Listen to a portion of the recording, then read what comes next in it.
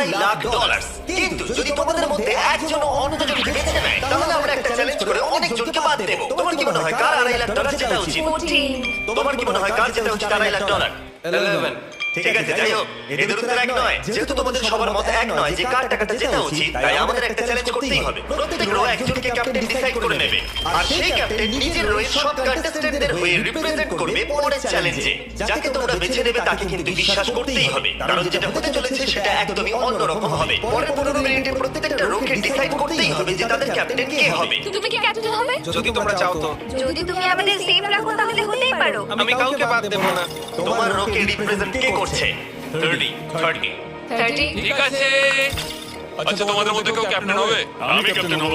64। হ্যাঁ ঠিক আছে 64। আপনার রোয়ের ক্যাপ্টেন কে হবে বলে মনে হয়? আমি সবার জন্য লড়াই করব আর আমিই জিতবো। যাই হোক, প্রতিটা রোয়ের ক্যাপ্টেন বেছে নেওয়া হয়ে গেছে।